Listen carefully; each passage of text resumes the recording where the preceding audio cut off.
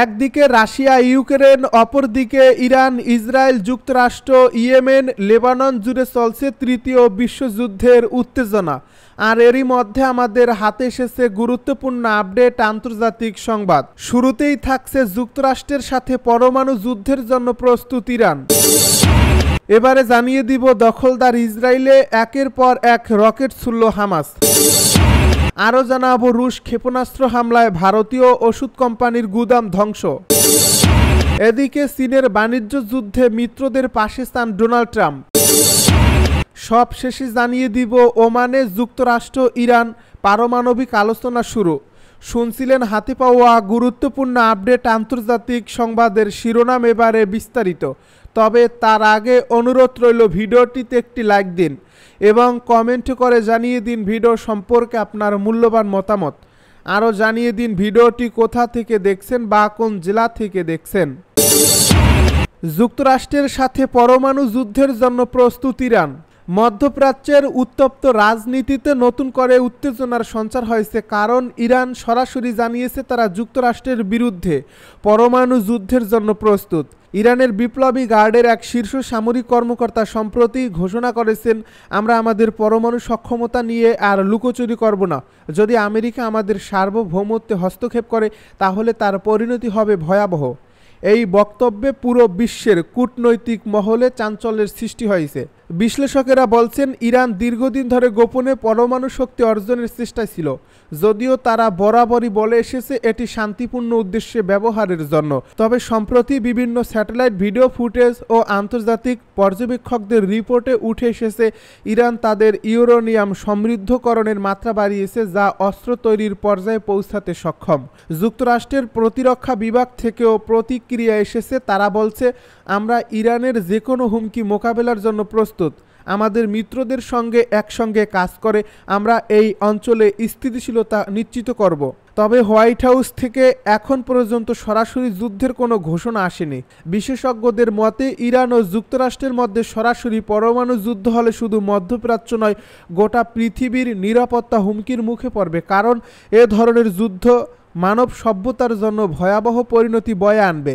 ইতিমধ্যে ইসরায়েল ও সৌদি আরব সহ আশপাশের দেশগুলো তাদের প্রতিরক্ষা ব্যবস্থা জোরদার করছে। জাতিসংঘ এবং অন্যান্য আন্তর্জাতিক সংস্থাগুলো শান্তিপূর্ণ সমাধানের আহ্বানও জানিয়েছে। ইসরায়েলে একের পর এক রকেট হামলা হামাসের। ইসরায়েলে 3টি রকেট হামলা করেছে ফিলিস্তিনের স্বাধীনতাকামী সশস্ত্র সংগঠন হামাস। তবে এতে কেউ আহত হয়নি, খবর আল জাজিরার। টেলিগ্রাম চ্যানেলে শনিবার এক বিবৃতিতে এ হামলার কথা স্বীকার করেছে হামাসের সশস্ত্র শাখা কাসাম ব্রিগেড। তারা বলেছে ইসরায়েলের নির ইজ্জাক এলাকায় রাজুম নামের স্বল্প পাল্লার 3টি রকেট নিক্ষেপ করা হয়েছে। এর আগে ইসরায়েল জানিয়েছিল গাজা থেকে ছোড়া 3টি রকেট তারা প্রতিহত করেছে।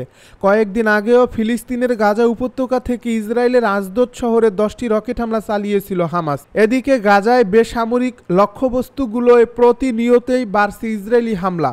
সম্প্রতি ইসরায়েলের 37টি হামলা বিশ্লেষণ করে দেখা গেছে বেশিরভাগ হামলাই নারী ও শিশুদের টার্গেট করা হয়েছে। এছাড়াও 18 মার্চ থেকে 9 এপ্রিল পর্যন্ত আবাসিক ভবন ও শরণার্থী তাঁবুতে ইসরায়েলি হামলার প্রায় 224টি ঘটনা ঘটেছে। শুক্রবার জাতিসংঘের মুখপাত্র রাভিনা শামদাসানি এ বিষয়ে সতর্ক বার্তা দিয়েছেন। তিনি বলেছেন, গাজা জুড়ে সামরিক হামলায় কেউ কোথাও নিরাপদ নয়। গাজার নিপীড়িত মানুষের কথা উল্লেখ করে শামদাসানি আরও বলেন, যুদ্ধ বিধ্বস্ত ফিলিস্তিনি ভূখণ্ডে লোকজনকে নিরন্তর জোরপূর্বক স্থানান্তর করা হয়েছে। তিনি বলেন, সামগ্রিকভাবে আমাদের অফিসের নথিভুক্ত তথ্য অনুসারে মৃত্যুর একটি বড় শতাংশ শিশু ও নারী। রুশ ক্ষেপণাস্ত্র হামলায় ভারতীয় ওষুধ কোম্পানির গুদাম ধ্বংস। রুশ ক্ষেপণাস্ত্র হামলায় ইউক্রেনের কিয়েভে অবস্থিত ভারতীয় ওষুধ কোম্পানি কুসামের একটি গুদাম ধ্বংস হয়ে গেছে। শনিবার এক্স পোস্টে কিয়েভে দাবি করে ইউক্রেনে ভারতীয় দূতাবাস অভিযোগ করছে রাশিয়া ইচ্ছাকৃতভাবে ভারতীয় ব্যবসায়িক প্রতিষ্ঠানকে লক্ষ্যবস্তু করছে। দূতাবাস এক বিবৃতিতে বলছে, শনিবার রাশিয়া ভারতীয় ওষুধ কোম্পানি কুসামের গুদামে ক্ষেপণাস্ত্র হামলা চালিয়েছে। ভারতের সঙ্গে বন্ধুত্বপূর্ণ সম্পর্ক থাকা সত্ত্বেও মস্কো ইচ্ছাকৃতভাবে ভারতীয় ব্যবসায়িক প্রতিষ্ঠানের উপর হামলা চালিয়েছে। এ হামলায় শিশু ও বৃদ্ধদের জন্য তৈরি ওষুধ ধ্বংস হয়েছে। ইউক্রেনে নিয়োজিত ব্রিটিশ রাষ্ট্রদূত মার্কিন হ্যারিসও এই হামলার নিন্দা জানিয়েছেন। তিনি বলেছেন, শনিবার সকালে রাশিয়ার ড্রোন হামলা চালিয়ে কিয়েভের একটি ওষুধ কোম্পানির গুদাম ধ্বংস করছে। এখানে বৃদ্ধ ও শিশুদের প্রয়োজনীয় ওষুধ মজুদ ছিল। রাশিয়া আবারও ইউক্রেনের বেসামরিক নাগরিকদের বিরুদ্ধে সন্ত্রাসী কর্মকাণ্ড চালাচ্ছে। তবে হ্যারিস এই হামলাটি ভারতীয় ওষুধ কোম্পানির গুদামে চালানো হয়েছে কিনা সে বিষয়ে কিছু উল্লেখ করেনি। রাশিয়ার প্রতিরক্ষা মন্ত্রণালয় অভিযোগ করেছে, গত 24 ঘন্টায় ইউক্রেন রাশিয়ার জ্বালানি অবকাঠামো লক্ষ্য করে 5টি হামলা চালিয়েছে, যা যুক্তরাষ্ট্রের মধ্যস্থতায় হওয়া স্থগিতাদেশের লঙ্ঘন। চীনের সঙ্গে বাণিজ্য যুদ্ধে মিত্রদের পাশে চান ট্রাম্প। প্রেসিডেন্ট হিসেবে ক্ষমতা গ্রহণের পরেই যুক্তরাষ্ট্রকে কার্যত মিত্রশূন্য করেছেন ট্রাম্প। গত 3 মাসে দশকের পর দশক ধরে চলা ঐতিহাসিক মিত্রদেরও দূরে ঠেলে দিয়েছেন তিনি। এমনকি তাদের উপর উচ্চমাত্রায় শুল্ক বসিয়ে যুক্তরাষ্ট্রের বিরুদ্ধে খেপিয়ে তুলেছেন। তবে এখন এসে পুরনো মিত্রদের সহায়তার প্রয়োজন অনুভব করছে ট্রাম্প প্রশাসন। বিশ্বের দ্বিতীয় বৃহত্তম অর্থনীতির সঙ্গে পুরো মাত্রায় বাণিজ্য যুদ্ধে জড়িয়ে পড়লেও কিভাবে জয়ী হবেন তা নিয়ে ধোঁয়াশায় রয়েছেন মার্কিন প্রেসিডেন্ট। তার হুমকির কাছে চীনা প্রেসিডেন্ট শি জিনপিং নতি স্বীকার না করায় বেইজিংয়ের উপর শক্তি প্রয়োগে মিত্রদের পাশে চাইছেন তিনি। দ্য গার্ডিয়ান জানান, বিভিন্ন দেশের উপর উচ্চমাত্রায় শুল্ক আরোপের ঘোষণা দিয়ে বিশ্ব অর্থনীতিকে টালমাটাল অবস্থায় ফেলে দিয়েছিল ট্রাম্প। তবে এক সপ্তাহের মাথায় পিছু হটেন। চীন বাদে এবং ন্যূনতম 10% শুল্ক রেখে অতিরিক্ত শুল্ক স্থগিত করেন তিনি। আর কয়েক ধাপে চীনের পণ্য আমদানিতে শুল্ক বাড়িয়ে 145% উন্নীত করেন। পাল্টা জবাবে চীনও মার্কিন পণ্যে 125% শুল্ক চাপিয়েছে।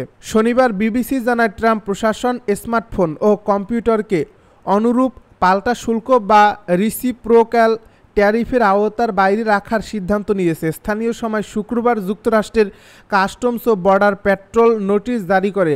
সেখানে বলা হয়, অধিকাংশ দেশের ক্ষেত্রে স্মার্টফোন ও কম্পিউটার সমানুপাতিক পাল্টা শুল্কের বাইরে থাকবে। অ্যাপেলের আইফোন, স্যামসাং সহ বিভিন্ন মোবাইল কোম্পানির জন্য এটি বড় সুখবর হতে পারে। অ্যাপল তাদের আইফোনের 80% চীনের কারখানায় তৈরি করে। ওমানে যুক্তরাষ্ট্র ইরান পারমাণবিক আলোচনা শুরু। ওমানের রাজধানী মাস্কাটে ইরানের পারমাণবিক কর্মসূচি নিয়ে যুক্তরাষ্ট্র ও তেহরানের মধ্যে আলোচনা শুরু হয়েছে। এ বিষয়ে ইরানের পররাষ্ট্রমন্ত্রী আব্বাস আরাগচি ইরানের রাষ্ট্রীয় টেলিভিশনকে বলেছেন, তার দেশ একটি ন্যায্য চুক্তি চায়। খবর বিবিসির।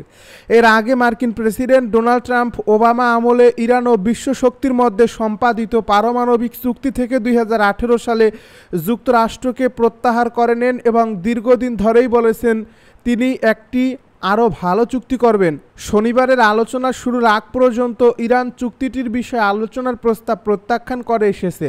আলোচনার জন্য দুই পক্ষ একই কক্ষে বসবে কিনা তা স্পষ্ট নয়। তবে এই আলোচনার মাধ্যমে একটি চুক্তি করা সম্ভব কিনা তার গুরুত্বপূর্ণ পদক্ষেপ হিসেবে এ বৈঠককে দেখা হচ্ছে। শনিবারের এ বৈঠকে আলোচনার জন্য একটি কাঠামো দাঁড় করানোর উপর আলোকপাত করা হবে বলে আশা করা হচ্ছে। আরাগচি বারবার জোর দিয়ে বলেছেন যে এই পর্যায়ে সরাসরি নয়, পরোক্ষ আলোচনাই সর্বোত্তম। এদিকে আলোচনায় মার্কিন প্রতিনিধি দলের নেতৃত্ব দেন প্রেসিডেন্ট ট্রাম্পের দূত স্টিভ উইটকফ। তিনি এ আলোচনা মুখোমুখি হওয়ার পর জোর দিয়েছেন, তবে সবচেয়ে গুরুত্বপূর্ণ বিষয় হলো উভয় পক্ষ কী ধরনের চুক্তি করবে তা। ট্রাম্প এর আগে বলেছেন, ইরান পারমাণবিক অস্ত্র রাখতে পারবে না, তবে ইরান আশা করে যে এমন একটি চুক্তি করা হবে যেখানে তাদের পারমাণবিক কর্মসূচি সীমিত করা হবে কিন্তু পুরোপুরি বন্ধ নয়। এর মাধ্যমে তাদের উপর নিষেধাজ্ঞা শিথিল করা হবে। আরাগচি বলেন, আমাদের উদ্দেশ্য হলো সমান অবস্থান থেকে একটি ন্যায্য ও সম্মানজনক চুক্তিতে পৌঁছানো। যদি অন্য পক্ষ এমনটা মনে করে তাহলে আশা করা যায় প্রাথমিক বোঝাপড়ার সুযোগ থাকবে যা আলোচনার পথে নিয়ে যাবে।